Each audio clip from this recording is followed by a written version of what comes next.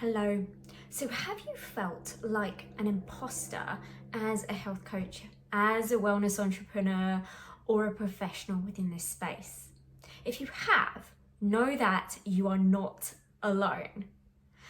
So we haven't met before. My name is Claire Bradshaw and I'm a holistic business coach for wellness professionals who are taking their businesses online and they're wanting to really grow and expand within their business. So I work with new early stage business owners and also people who are further along on the journey.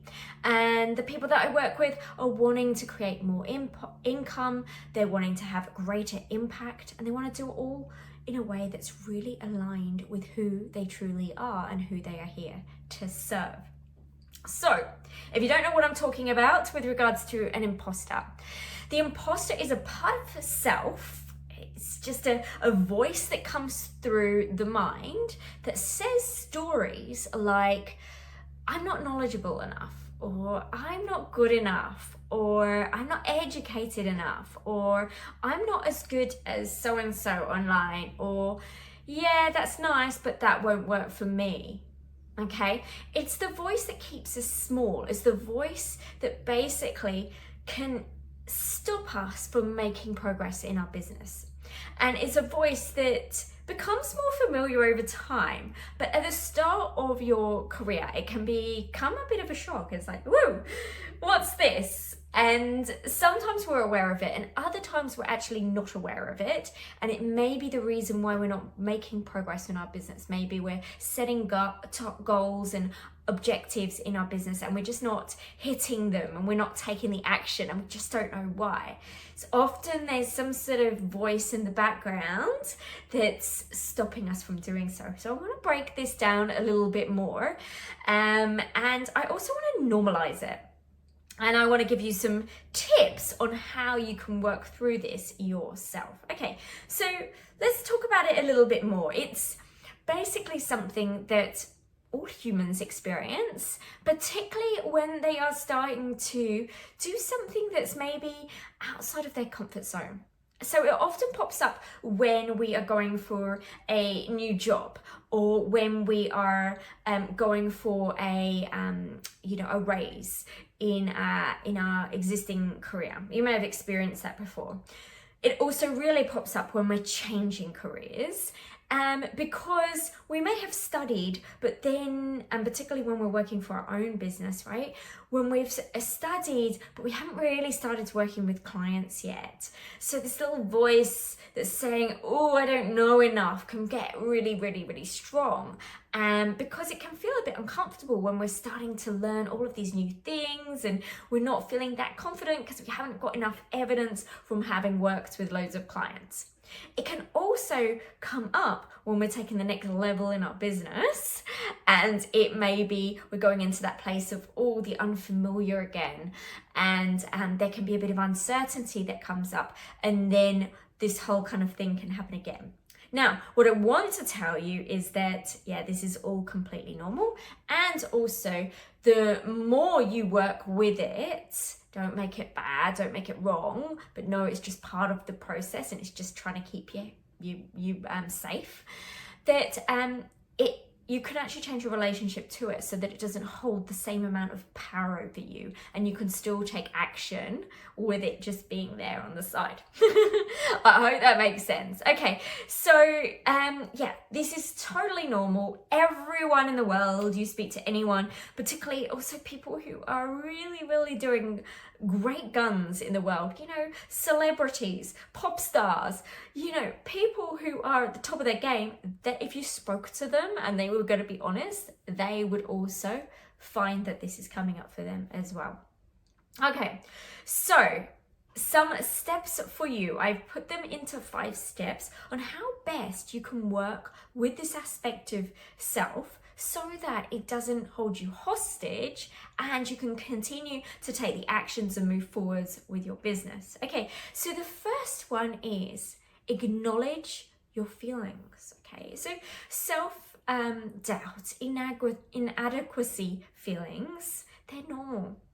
Yeah, many people experience this at some point in their career, despite how qualified, despite how experienced they are. So just bringing it into the awareness and not making it wrong can be a huge part in taking away the power that this holds over you. So number 2, start to challenge this self-talk. So when you notice this self-talk, this negative self-talk start to pop up, challenge it and ask yourself if these thoughts are based on facts or assumptions. And then start to replace these negative thoughts with more positive affirmations. Things like, I am qualified to help my clients. Now, whether you've worked with a client or not, knowing that you have studied, you have a qualification, you have that piece of paper that can give you that feeling of knowing that you're qualified. Of course, if you've worked with clients, you've healed something within yourself, or you've helped friends and family members. This is all great evidence for you to put into your evidence bank when the voice pops up that says, I'm not good enough or I'm not experienced enough, to remind yourself that you have that experience, that you have that evidence to support you as you take the next step and you move forwards. Okay, number 3, focus on your strengths. So make a list of all your strengths and your accomplishments. And also, if you've worked with clients, write down and collate the testimonials that you've received from your clients. Yeah. And then refer to those whenever you start to feel these feelings of self-doubt or a lack of confidence in yourself. Number 4, get a community, a like-minded community, people who are also stepping forwards with their careers, with their businesses, right? People who get what it's like and you can support one another. Also, get support from a coach, someone who's come before you, who actually knows who has worked through a lot of this stuff themselves and has studied and understands how the mind works, so that they can really support you on your path. You see, the journey of being a wellness entrepreneur, coach, practitioner is one where we need to match this mindset stuff with the strategy, with the marketing, so that we have a plan to move forward. We're taking the action, and we're also working with ourselves. And a coach can really support you with that, so that you're not staying stuck in the mud for too long. Okay, and the last one, number 5, take aligned and strategic action. So do this even if, and especially if, you feel uncertain.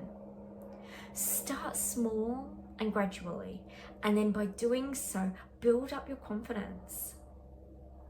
And as you do so, start taking on more challenges as time goes on, bit by bit by bit. So essentially, the imposter part of self comes up when we're feeling out of our depth, when we're feeling like we're taking this big leap forwards and it feels a bit scary.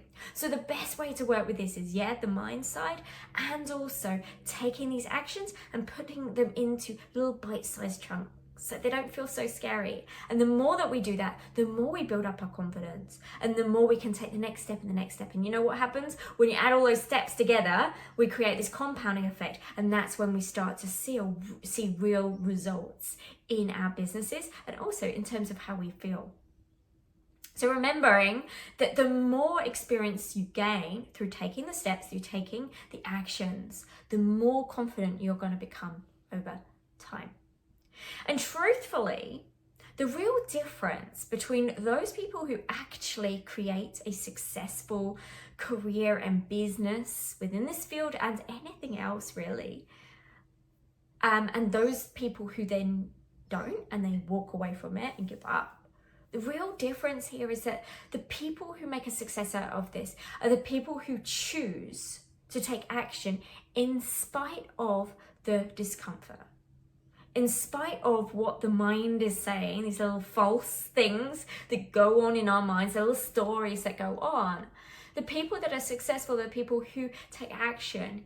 Even though those things are still there, they work within themselves to rewire them, to think more positively, to create the evidence, surround themselves with other like-minded people who can help uplift them and support them and prop them up.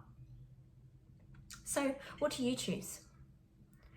Do you choose to keep listening to the imposter and all of those excuses and those stories as to why it can't work for you?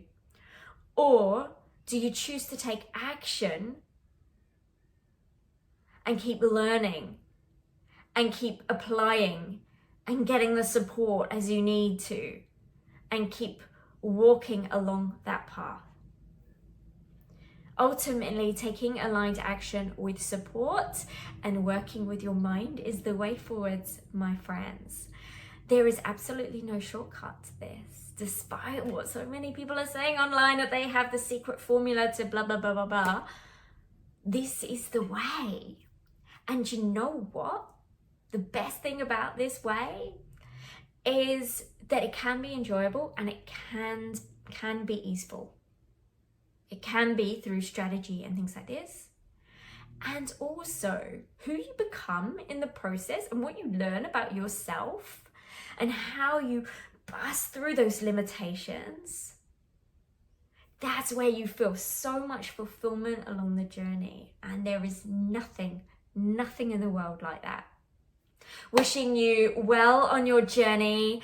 Details below if you would like to take the next step with me or you'd like to connect online, because I would love that, and enjoy the journey.